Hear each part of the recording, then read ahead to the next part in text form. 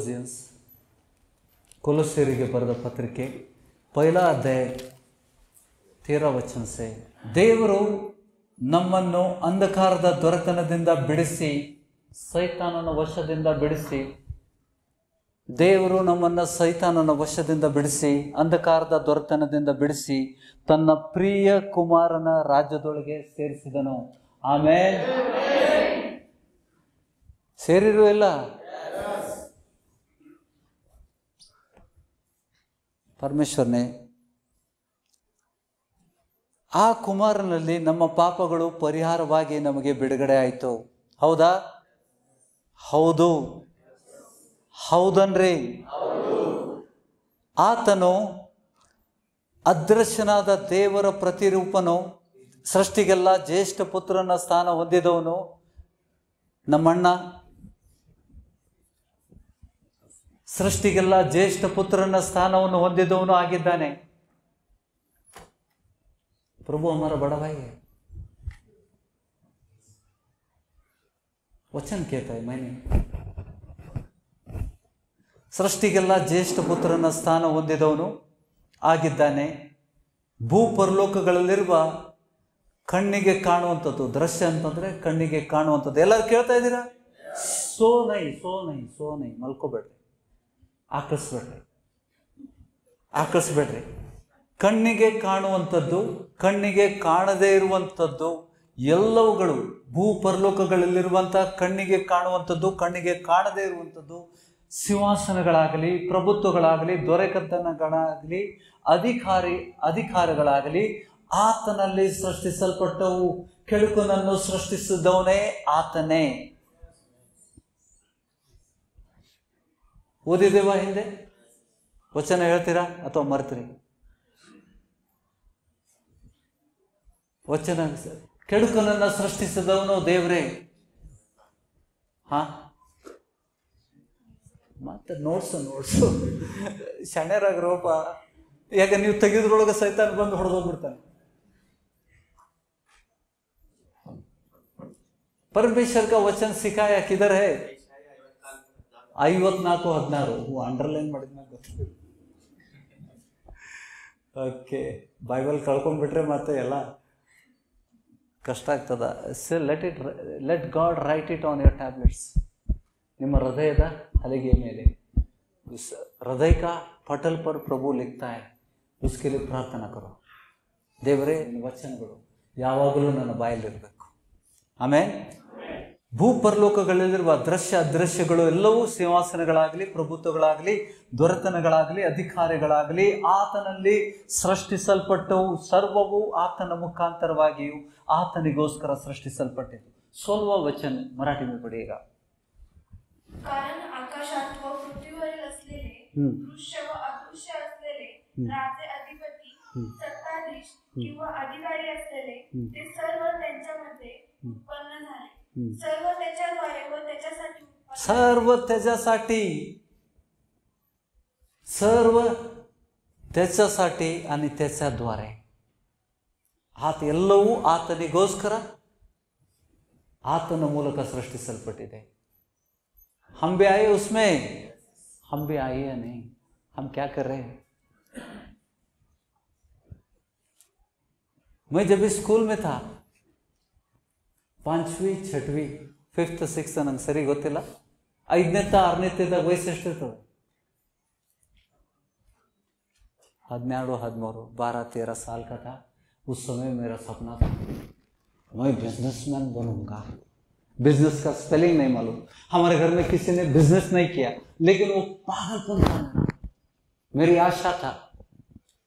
और मैंने जिद पकड़कर पूरा भी किया. मम्मी ने बोला, बेटा सर पर मेरा सर लेके अपने हाथ में रख दिया. सभी डिग्री बनाई हुए है, तेरी बहन भी बीकॉम की, तेरी बड़ी बहन ने बीकॉम की, तू लड़का होकर कम नहीं रहना, तू भी बीकॉम. हाथ रख लिया. मैं 10वीं करके जाता बोला था, पहला 10th करूंगा और बिजनेस के लिए जाऊंगा. किधर? मुंबई. उस समय मुंबई नहीं थी, बॉम्बे था. राज ठाकरे ने या बाल ठाकरे ने उसको मुंबई कर दिया. क्या फर्क पड़ता है? नाम बदलने से कुछ फर्क पड़ता है? नहीं।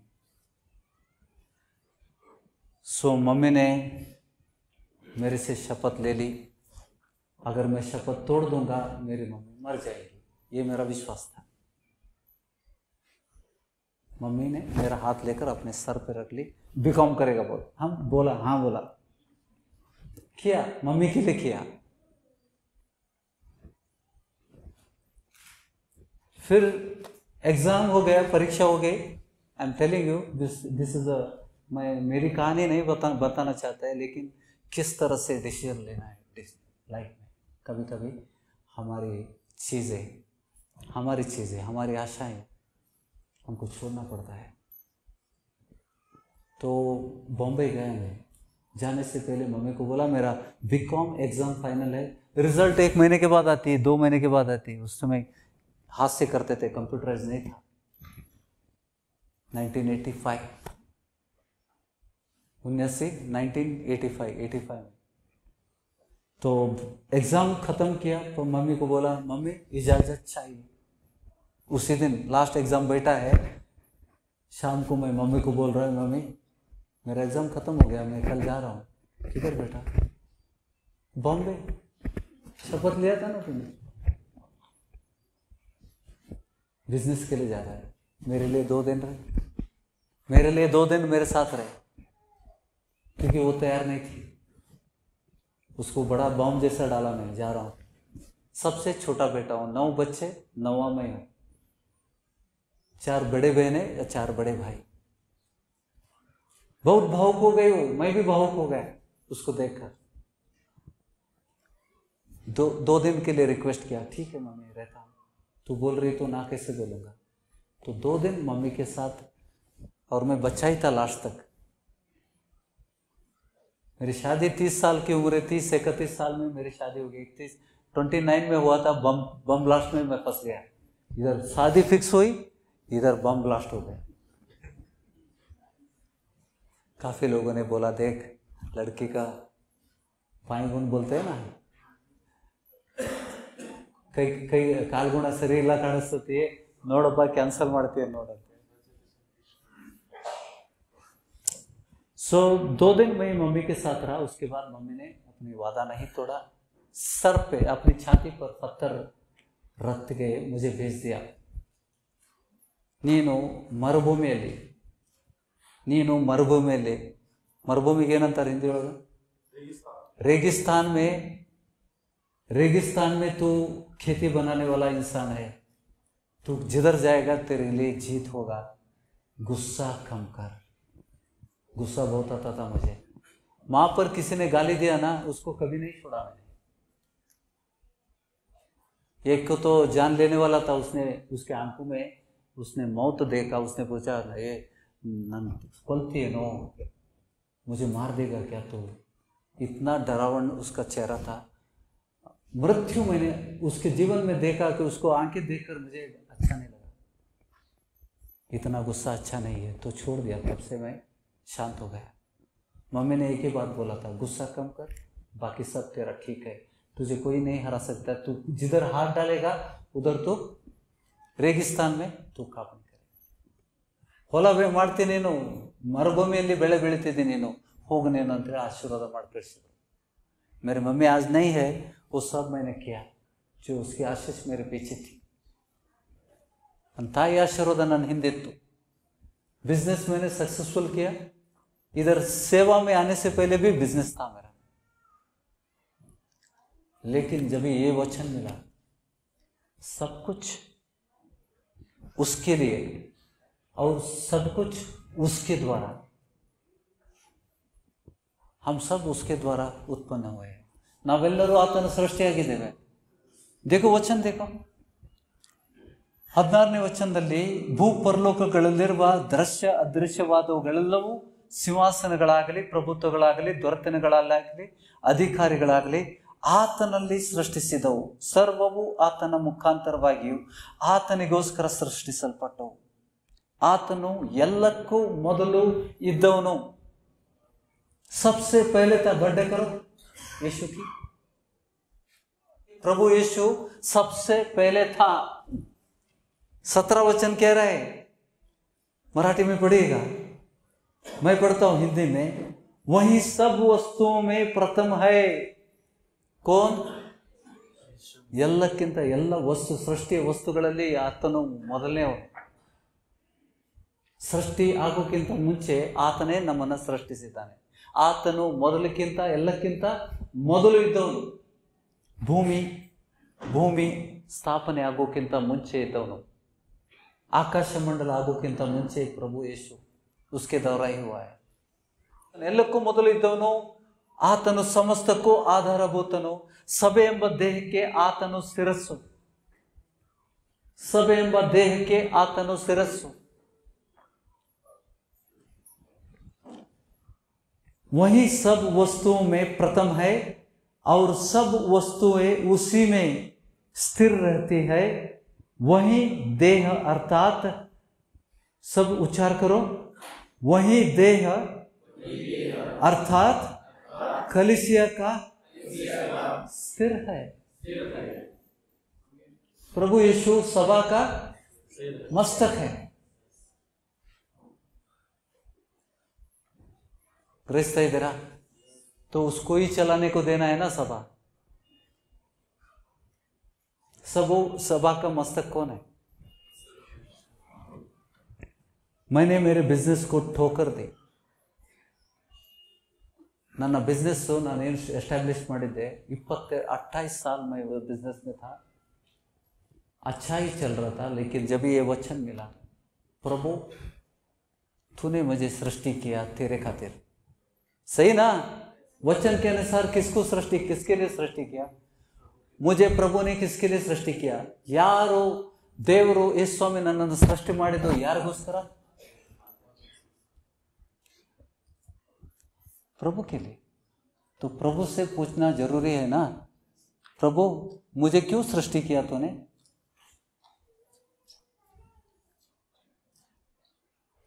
तो प्रभु की वाणी क्या थी? प्रभु की वाणी क्या थी? ये वचन गलत है. यूहन्ना 1 अध्याय में है, सब कुछ उसके द्वारा और सृजन के हर एक वस्तु उसके द्वारा ही सृष्टि हुई. यहाँ पे पत्रिका में वही लिख रहा है ಪೌಲ ತನ್ನ ಪತ್ರಿಕೆಯಲ್ಲಿ ಅದನ್ನು ಬರಿತಾ ಇದ್ದಾನೆ. ನಾವು ಯಾರಿಗೋಸ್ಕರ ಸೃಷ್ಟಿಸಲ್ಪಟ್ಟಿದ್ದೇವೆ? ಆತನಿಗೆ ಕೇಳಬೇಕೋ ಬೇಡ? पूछना हमारा धर्म है, कर्तव्य है. प्रभु मुझे क्यों सृष्टि किया? सब कुछ तेरे द्वारा, मैं भी तेरे द्वारा सृष्टि हो गया. जो आत्मा मेरे अंदर है वो तेरा देन है. वो आत्मा मुझ में क्यों रखा है तूने? क्या उद्देश्य है, क्या कारण है, मैं क्या कर सकता हूं? ಎಷ್ಟು ಜನ ಕೇಳ್ತಾ ಇದ್ದೀರಿ ಇದನ್ನ? ಕೇಳ್ತಾ ಇದ್ದೀರಾ? ಕೇಳಬೇಕು. स्वामी यारिಗೋಸ್ಕರ ನಾನು सृष्टिसल्पಟ್ಟಿದ್ದೇನೆ? जो इसके लिए जब ये वचन सुना मैंने, तो मेरा बिजनेस को मैंने छोड़ दिया एक ही झटके में, जो कोई नहीं कर सकता है. मतलब खड़े खड़े मैंने डिसीजन ले लिया, एक निर्णय ले लिया, प्रभु मैं तेरे लिए जीऊंगा. सिस्टर ने भी साक्ष्य में बताया ना, जीऊंगे तो प्रभु के लिए, मरूंगे तो भी प्रभु के लिए. ये डिसीजन सबको लेना है. ಅದು ದೇವರನ್ನ सम्मानिಸುವುದು, प्रभु को सम्मान करना है ना. वो मेरी सृष्टि आकर मुझे कह रही कि प्रभु मुझे क्या करना है. ಎಷ್ಟು ಖುಷಿ ಆಗ್ತದೆ ದೇವರಿಗೆ जब तुम ये प्रश्न प्रभु को पूछेंगे, प्रभु तूने मेरे लिए, तू मेरा सृष्टि करता है, निर्माण करता है, मुझे क्या करना है, मैं क्या कर सकता हूँ. ನಮಗೆ ದೇವರ ಸೇವಾ के लिए प्रभु ने स्वार्थ के लिए चुना है. ಗ್ರಹಿಸ್ತಾ ಇದ್ದೀರಾ? ಇದನ್ನು ಯಾರು ಹೇಳೋದಿಲ್ಲ, ಹೋಗ್ಲಿ ಬಿಡಪ್ಪ ಸುಮ್ಮನಿರ, ನಿನಗೊಂದು ಕೆಲಸ ಇಲ್ಲ. ಮತ್ತು ಇನ್ನೊಂದು ಹಳ್ಳಿ ಓಣಿಯಾಗ ಪಾಸ್ಟರ್ ಆಗಿಬಿಟ್ಟಾರ ಸಭೆಯವರೆಲ್ಲ. ಹೋಗಿ ಓಣಿಯಾಗ ಹೋಗೋರು ಪಾಸ್ಟರ್. ಹುಬ್ಬಳ್ಳಿಯಲ್ಲಿ ಹಾಗೆ ಆಗಿದೆ. ಹುಬ್ಬಳ್ಳಿ ಭಾಳ ಅಂಧಕಾರಕ್ಕೆ ಹೋಗ್ಬಿಟ್ಟಿದೆ, ಭಾಳ ಅಲ್ಲಿ ಹೆವಿನೆಸ್ಸು. ಮನೆಯಾಗ ಒಬ್ಬೊಬ್ಬರು ಪಾಸ್ಟರು. ಅದು ದೇವರು ಅದನ್ನು ಇದು ಮಾಡ್ತಾ ಇದ್ದಾನೆ. ಒಟ್ಟಿಗೆ ಸೇರಿ ನಮ್ಮ ಈ ಅನ್ಯೋನ್ಯತೆ ಇದೆಯಲ್ಲ, ಈ ಸಭಾಕಿ ಜೋ ಅನ್ಯೋನ್ಯತೆ ಹೇ ದ ಚೈನ್ ಅಂತ ಏನು ಹೇಳ್ತೇವೆ, ಅದು ಬ್ರೇಕ್ ಆಗಬಾರ್ದು. ನಾವು ಒಬ್ಬರೊಬ್ಬರು ವಿರುದ್ಧ ಹೋರಾಡಬಾರ್ದು. ಯಾಕಂದರೆ ದೇವರು ಒಬ್ಬೊಬ್ಬರಿಗೆ ಒಂದೊಂದು ವರಗಳನ್ನು ಕೊಟ್ಟು ನಮ್ಮನ್ನು ಒಂದು ಅಂಗವಾಗಿ ಇಟ್ಟಿದ್ದಾನೆ. ಆ ಸಭೆಗೆ ಯೇಸು ಸ್ವಾಮಿ ಶಿರಸ್ಸಾಗಿದ್ದಾನೆ. ಈ ಸಭೆಗೆ ಯೇಸು ಸ್ವಾಮಿ ಶಿರಸ್ಸಾಗಿದ್ದಾನೆ. ಆ ತಲೆಗೆ ನಾವು ಕೂಡಬೇಕು. ಹೌದಾ? 17 ವಚನ ಏನು ಹೇಳ್ತಿದ್ದಾನೆ? ಆತನು ಎಲ್ಲಕ್ಕೂ ಮೊದಲು ಇದ್ದವನು, ಆತನು ಸಮಸ್ತಕ್ಕೆ ಆಧಾರಭೂತನು, ಸಭೆ ಎಂಬ ದೇಹಕ್ಕೆ ಆತನು ಶಿರಸ್ಸು, ಆತನು ಆದಿ ಸಂಬಿತನು, ಎಲ್ಲದರಲ್ಲಿ ಪ್ರಮುಖನಾಗುವಂತೆ ಸತ್ತವರೊಳಗಿಂದ ಮೊದಲು ಎದ್ದು ಬಂದವನು ಆತನೇ. ನಂತರ ನಾವು उसके पीछे हम हैं. जब भी प्रभु आएंगे तभी हम जो जिसकी मृत्यु हुई पे विश्वास करके वो सब उठेंगे. हम सब जी उठेंगे. मेरे ख्याल से हम सब मृत्यु से नहीं जी उठेंगे, हम सब उठाए जाएंगे. क्योंकि प्रभु का आने का वचन के अनुसार प्रवादना जो ग्रंथ है, अगर जिसने स्टडी किया है उसके हिसाब से प्रभु का आना करीब, बहुत करीब है. नावेल्ला ನಮ್ಮ ಮಕ್ಕಳಿಗೆ फ्यूचर हमारे बच्चों को शादी करने का सोच रहे. तुमको बच्चा होने से पहले ही प्रभु आ जाएगा.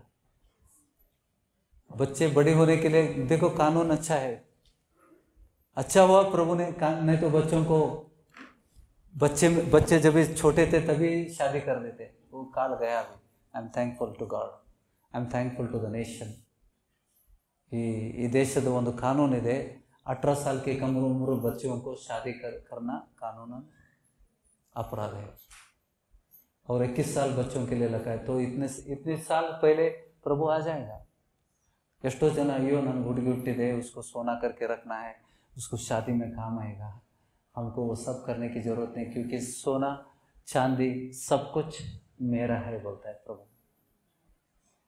प्रभु ने बोला है, वचन में बोला है सोना चांदी मेरा है. तो प्रभु सब कुछ तेरा है, उसमें से थोड़ा मुझे देना.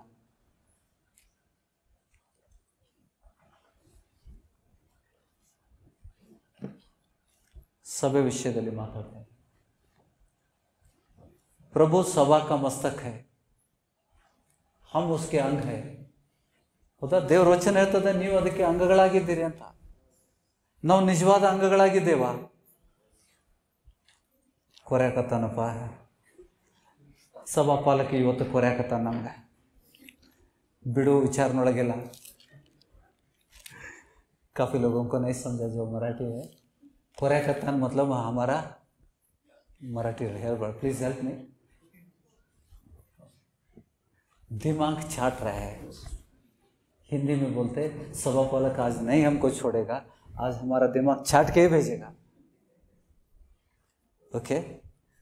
सो 12वां अध्याय, 1 कोरिन्थियन 12वां अध्याय में हम देखेंगे. ध्यान से पढ़ेंगे आज के दिन, बहुत ध्यान से पढ़ेंगे. ನಿಧಾನ ಓದುವ. ಸಹೋದರರೇ, ಪವಿತ್ರಾತ್ಮದಿಂದ ಉಂಟಾಗುವ ವರಗಳನ್ನು ಕುರಿತು ನಿಮಗೆ ತಿಳಿಯದಿರಬಾರ್ದೆಂದು, ಅಂದರೆ you should not be ignorant. ಆ ವಿಷಯದಲ್ಲಿ, ಪವಿತ್ರಾತ್ಮನ ವರಗಳ ವಿಷಯದಲ್ಲಿ ನೀವು ಗೊತ್ತಿಲ್ಲದವರು ಆಗಿರಬಾರ್ದು ಅಂತ ನಾನು ಉದ್ದೇಶ ಮಾಡ್ತೇನೆ. तुम्हें पवित्र आत्मा के वर के बारे में अज्ञान नहीं रहना है करके मेरा आशा है. वर के बारे में कुछ बोल रहा है पौलुस, लिख रहा है. ನೀವು ಅಜ್ಞಾನಿಗಳಾಗಿದ್ದಾಗ, ಕವಿ जब भी हम अन्य थे, ನಾವು अन्य ಜನರಿದ್ದಾಗ, ಅಜ್ಞಾನಿ ಅಂದರೆ अन्य ಜನರಿದ್ದಾಗ, जब भी हम अज्ञानी थे, अन्य थे, तभी प्रभु यीशु को विश्वास करने से पहले हम अज्ञानी थे. सही ना? किसकी पूजा कर रहे थे? दगड देव, माती, लाकूड ह्यांची पूजा करत होते. होय की नाही हो? ನೀವು ಅಜ್ಞಾನಿಗಳಾಗಿದ್ದಾಗ ನಿಮಗೆ ಪ್ರೇರಣೆ ಆದ ಪ್ರಕಾರ ಮೂಕ ವಿಗ್ರಹಗಳ ಬಳಿಗೆ ಹೋಗ್ತಿದ್ರಿ. ಮೂಕ ನ ಬೋಳ್ನಾರೆ ದೇವ ಕಡೆ ಜಾತ್ ಹೋತೆ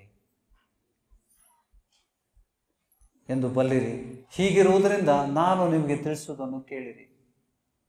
ದೇವರಾತ್ಮನ ಪ್ರೇರಣೆಯಿಂದ ಮಾತಾಡುವ ಯಾವ ಮನುಷ್ಯನಾದರೂ ಯೇಸುವನ್ನು ಶಾಪಗ್ರಸ್ತನೆಂದು ಹೇಳುವುದಿಲ್ಲ ಮತ್ತು ಪವಿತ್ರಾತ್ಮನ प्रेरणेंदले ಹೊರತು ಯಾವ ಮನುಷ್ಯನು ಯೇಸುವನ್ನು ಕರ್ತನೆಂದು स्वीकार कोई स्वीकार करत नहीं। तुम्हारे अंदर पवित्र आत्मा अगर कार्य नहीं करता है तो प्रभु को तुम स्वीकार नहीं कर सकते, प्रभु के प्रति तुम साक्ष्य नहीं बोल सकते। इसका मतलब क्या है?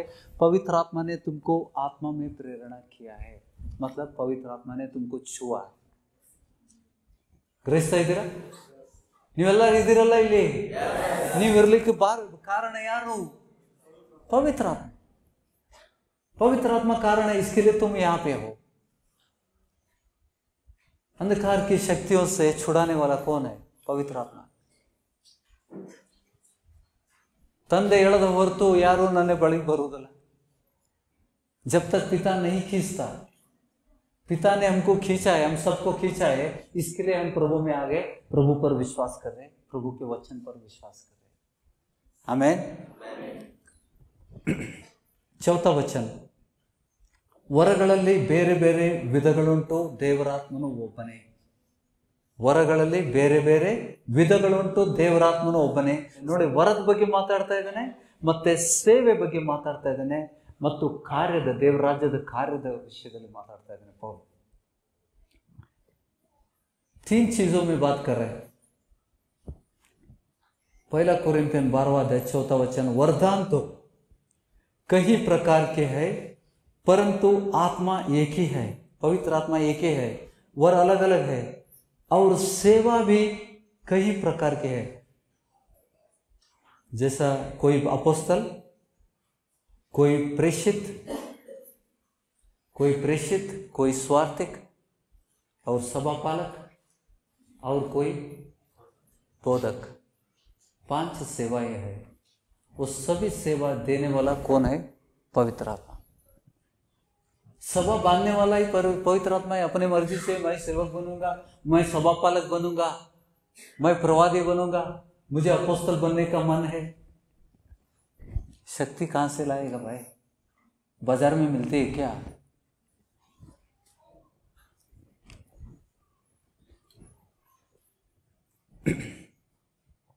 छठवां वचन, और प्रभावशाली कार्य कई प्रकार के हैं परंतु परमेश्वर एक ही है, जो सब में हर प्रकार का प्रभाव उत्पन्न करता है। आमीन। कहता है तेरा सब लोगों में, सभी विश्वासियों में हर प्रकार की प्रभाव उत्पन्न करता है पवित्र आत्मा। तुमको भी शक्ति मिल चुकी है, नहीं मालूम क्यों? हम दूसरे काम में बिजी हैं। हमको प्रभु ने जो वर दिया है उसको हम नहीं ढूंढ रहे, हम दूसरा काम कर रहे। गिट्टंगी पकड़ वे, ईटा पकड़, पाना लावे, पकड़ लावे, इसमें बिजी है। पेट की रोजी रोटी कमाने में बिजी है। कहाँ कैसा सुनेगा?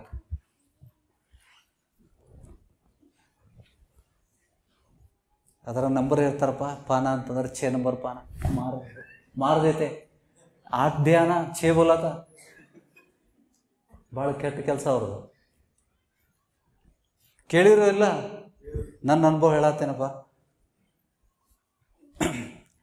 ಆದರೆ ಪ್ರತಿಯೊಬ್ಬನಲ್ಲಿ ತೋರಿ ಬರುವ ದೇವರಾತ್ಮನ ವರಗಳು ಸರ್ವರ ಪ್ರಯೋಜನಾರ್ಥವಾಗಿ ಕೊಡಲ್ಪಟ್ಟಿದೆ, ಎಲ್ಲರಿಗೂ। ನನಗೋಸ್ಕರ ಏನು? मुझे जो वर दिया है मेरे लिए नहीं दिया प्रभु ने, सभा के लिए दिया है। वही वर मैं, बोधना का वर मैं इस्तेमाल कर रहा हूं। मैं अपने मर्जी से बोधक नहीं बन सकता, मैं मेरे मर्जी से सभापालक नहीं बन सकता। एक पियानो खरीदो, बहुत महंगा है, नहीं 20,000 का ले लो। ड्रम सेट ले लो, 10,000 में भी मिलता है और 1 लाख में भी मिलता है। शुरुआत में 10,000 से काम चला लो। कॉन्गो एक ले लो, एक नौजवान बच्चे को पकड़ो, उसको बोलो बजाते रहना, वो सीख जाएगा। चल, एक गिटार दिया किसी को 5,000 का, 3,000 में भी सेकंड हैंड मिलता है, 2,000 3,000 में पकड़वा दो एक को, वो बजाते बजाते सभा में आएगा। चलो, सभा रेडी हो गई। पियानो है, वो सब बाद में, ಮಿಕ್ಸರ್ बाद में. ಕೊಂಗೋ ಹೊಡ್ಯಾಕ ಗಟ್ಟಿದ್ದ ಒಂದು ತಗೋ, ಅವ ಹಿಂಗೆಲ್ಲ ಟಿ ಶರ್ಟ್ ಹಾಕ್ಕೊಂಡು ಮಸಲ್ ಹೊಡ್ಕೊಂತ ಇರ್ತಾನೆ. ಭಜನೆ ಹೊಡೆದಂಗೆ ಸಭೆ ಶುರು ಮಾಡ್ತಾರೆ. इससे सभा होगी. मस्तक पाहिजे भाई सबसे. सभा चलाने के लिए कौन चाहिए?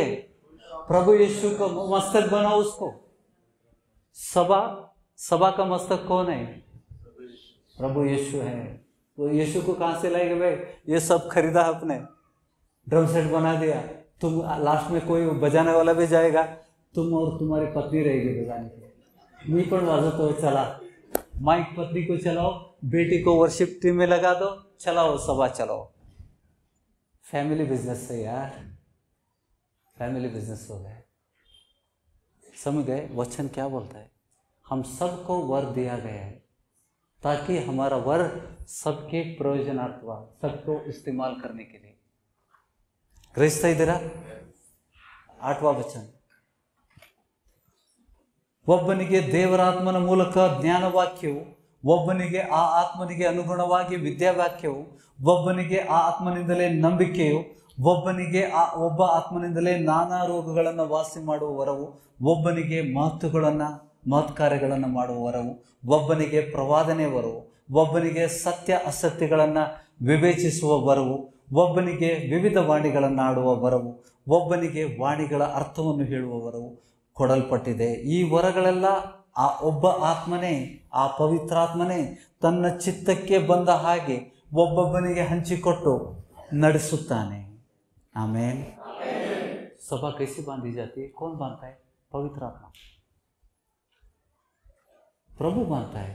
सभा उसकी है. उसके बिना हम अपनी मर्जी से काम नहीं कर सकता है. मैं प्रवादी हूं, कर भाई प्रवादन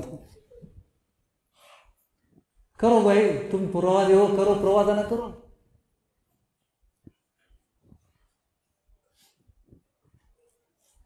एक गुगली मारने का, गुगली को सिक्सर भी मार सकता है सैतान. ಹೌದಾ? ಪ್ರವಾದನೆಗಳು ಹೇಗಾಗ್ತವೆ? ಯಾಕಂದರೆ ನಾವು ಬೆಳೆಸಬೇಕು. जो गिफ्ट आपको दिया है उसको मेहनत है. तुम इस्तेमाल नहीं करोगे तो शैतान तुमको इस्तेमाल करेगा.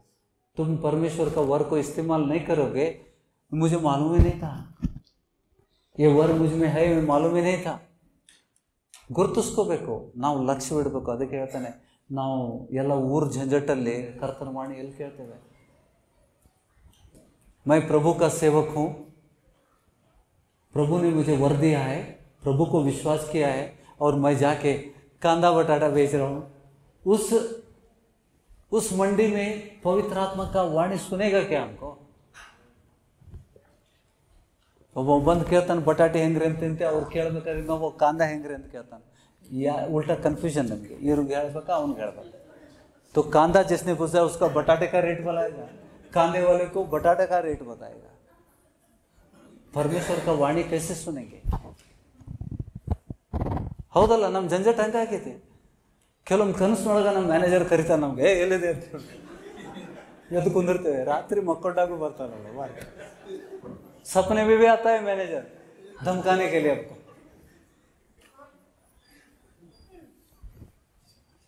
ಹೌದು, ನಿಜವಾಗ್ಲೂ ನಾವು ನಿರ್ಲಕ್ಷ್ಯ ಮಾಡ್ತಾ ಇದ್ದೇವೆ. ದೇವರ ವರಗಳನ್ನು ನಿರ್ಲಕ್ಷ್ಯ ಮಾಡ್ತಾ ಇದ್ದೇವೆ. ಕೇಳುತ್ತಲ್ಲ, ನಾವು ಬೇರೆ ಬೇರೆ ಕೆಲಸಕ್ಕೆ ಹೋಗಿದ್ದೇವೆ, ಕೆಲಸ ಮಾಡಬೇಡ್ರಿ ಅಂತ ನಾ ಹೇಳುವುದಿಲ್ಲ. ದೇವರ ವಾಣಿಗಳನ್ನು ದೇವರಿಗೆ ಸಮಯ ಕೊಡ್ರಿ. परमेश्वर को समय दे दो ताकि तुम वाणी उसकी सुने. ದೇವ್ರ ವರಗಳನ್ನು ತಿಳ್ಕೊಬೇಕಲ್ಲ. ಎಲ್ಲರೂ ಕೊಟ್ಟನಂತ ವಚನ ಹೇಳ್ತದೆ. ಮತ್ತು ನನ್ನ ವರ ಏನಂತೆ, ನಾವು 30 ವರ್ಷದಿಂದ 50 ವರ್ಷದಿಂದ ನನ್ನ ಕೂದಲು ಬೆಳಗಾಗಿದೆ, ಸಮಾಧಿಗೆ ಹೋಗುವಂಥ ಸಮಯ ಬಂದಿದೆ. मैं 50 बार बाइबल पढ़ चुका हूँ, आदि कांड से प्रकटन ग्रंथ तक प्रकाशित पढ़ चुका हूँ. तुम्हारा वर क्या है? वर प्रभु 90 साल हो गए, तुमको वर नहीं मालूम, क्योंकि खांदा और बटाटा बेच रहे थे आप. प्रभु की वाणी सुनने के लिए तुमको समय नहीं है। मैं मजाक नहीं कर रहा हूं, सच है ये। गिनीज वर्ल्ड रिकॉर्ड कर रहे, वचन पढ़े क्या हो गए।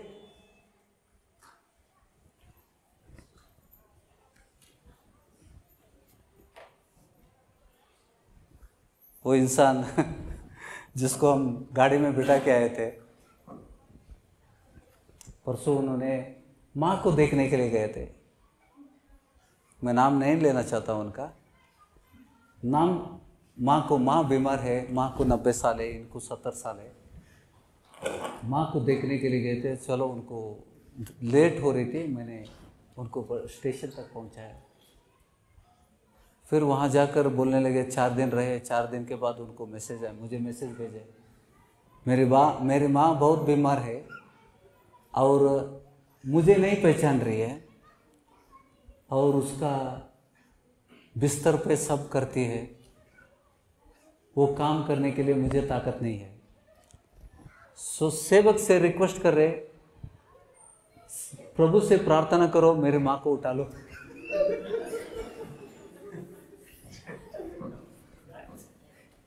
मेरे पास है, दिखाया, ब्रदर को दिखाया, इनको तोड़ सी डाला, मैसेज बताया उसने, मैसेज अभी भी है मेरे पास। मैं मजाक नहीं कर रहा हूं।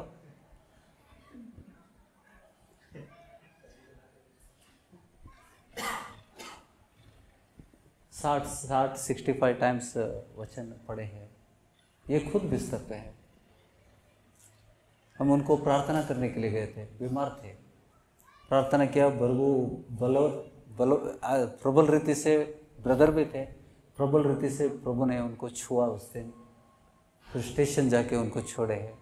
65 बार मैसेज होगा, his contention was, are you a believer? मैंने प्रश्न पूछा, ಕೇಳಬೇಕಾಗ್ತದಲ್ರಿ, ನೀವು ನಂಬಿ ಎಷ್ಟು ವರ್ಷ ಆಯಿತು ಅಂತ ಹೇಳಿದರೆ ಅವರು, ನಾನು 65 ಬಾರಿ ಬೈಬಲನ್ನು ಓದಿ ಮುಗಿಸಿದ್ದೇನೆ.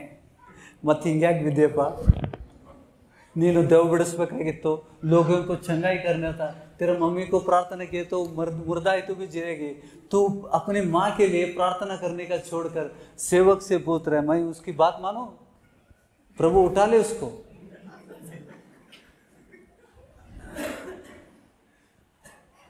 ऐसे ही लिखा है।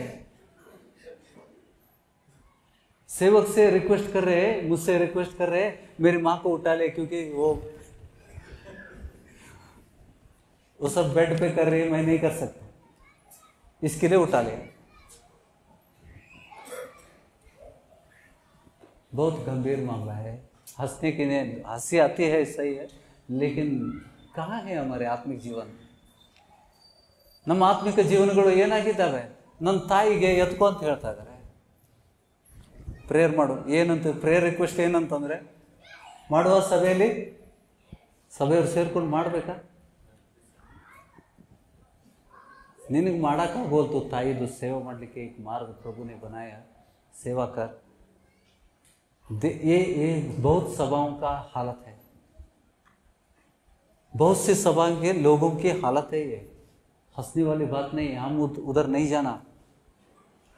हम, प्रभु ने हमको सामर्थ्य दिया है, प्रार्थना करो अपनी माँ के लिए। उसकी मेमोरी चली गई है, मेमोरी वापस लाने के लिए प्रभु यीशु के नाम से आज्ञा दिया तो होता है।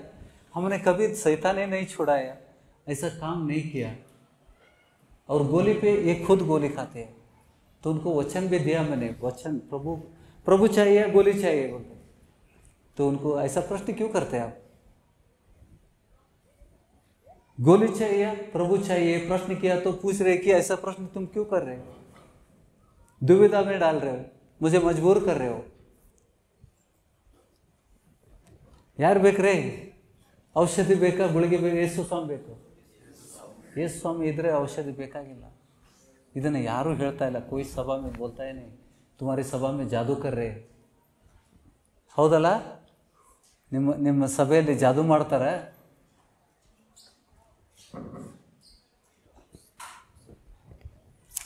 ನೋಡಿ, ಹಾಗೆ ಬಡಿ ವಚನ ದೇಕೆ 11ನೇ ವಚನ, ಈ ವರಗಳನ್ನೆಲ್ಲ ಆ ಒಬ್ಬ ಆತ್ಮನೇ ತನ್ನ ಚಿತ್ತಕ್ಕೆ ಬಂದ ಹಾಗೆ ಒಬ್ಬೊಬ್ಬನಿಗೆ ಹಂಚಿಕೊಟ್ಟು ನಡೆಸುತ್ತಾನೆ। ಬರೀ ಕೊಡೋದಲ್ಲ, ಹಂಚಿಕೊಟ್ಟು ನಿಮ್ಮನ್ನು ನಡೆಸ್ತಾನೆ, ಕೈ ಹಿಡಿದು ನಡೆಸ್ತಾನೆ।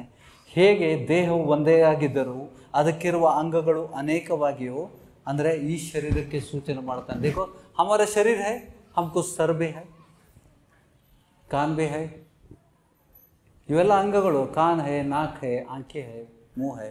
उसी तरह से सभा में सबको एक एक वर देकर तुम उस शरीर बना दिया. तुमको तुम उस सभा का अंग बन गए.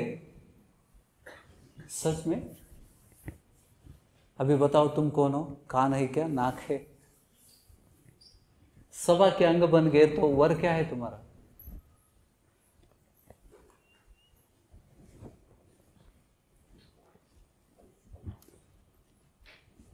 ನಮ್ಮ ವರ ಏನು? वचन के अनुसार पवित्र आत्मा हर एक को एक एक वर देकर चलाता है.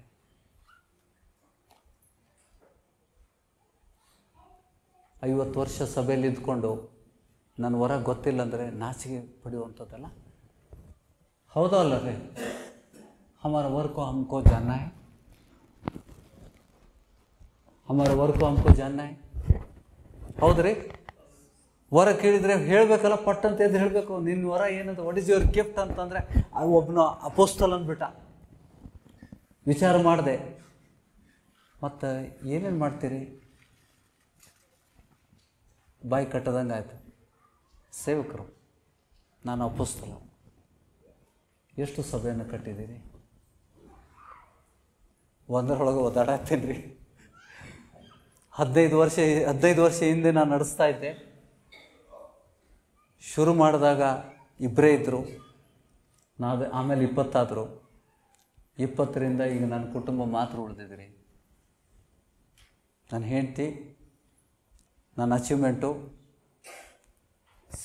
सेवा करने लगे, फिर शादी किया तो 2 हो गए और 4 बच्चे पैदा कीजिए. 6 लोग सभा में. ये मेरी सभा है. बाकी लोग आए राम ಬಂದರು ಹೋದರು. ಯಾಕೆ ನಿಲ್ಲಿಲ್ಲ? Why they didn't stand? ಯಾಕೆಂದರೆ ನಿಮಗೆ ಲಾಭ ಆಗದೇ ಇದ್ದರೆ ಸಭೆ ಮೂಲಕ ನೀವು ನಿಲ್ತೀರಾ? सभा से हमको फ़ायदा होना है. पैसा मतलब पैसे के बारे में मैं नहीं कह रहा हूँ. हम बीमार थे, हमको चंगाई चाहिए. अगर प्रभु उस सभा में है तो चंगाई मिलती, नहीं तो नहीं मिलती. सिंपल बात है. आ सभೆಯಲ್ಲಿ ಅದು सभೆ, वो सभा अगर प्रभु का है, तुमको चंगाई मिलता है, मार्गदर्शन मिलता है, छुटकारा मिलता है, तुम्हारे कर्जे निकल जाते हैं, क्योंकि प्रभु निकालता है.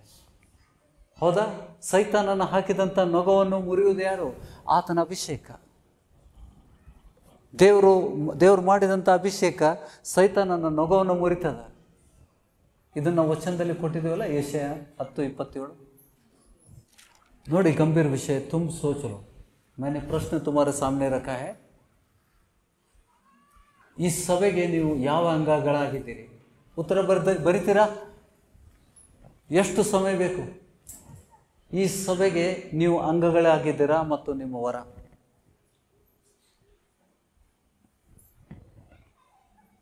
ಹೇಳಪ್ಪ,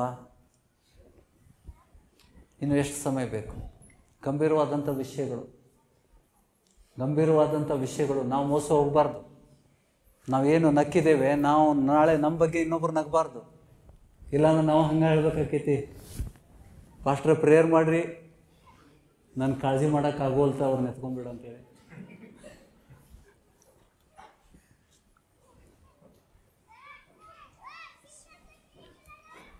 ದೇವ್ರು ಮಾತಾಡಿದ್ದಾನೆ ಇವತ್ತು. ನಾವೆಲ್ಲರೂ ನಿಂತು ಇವತ್ತಿನ ವಚನಕ್ಕೆ ಧನ್ಯವಾದಗಳನ್ನು ಸಲ್ಲಿಸುವ.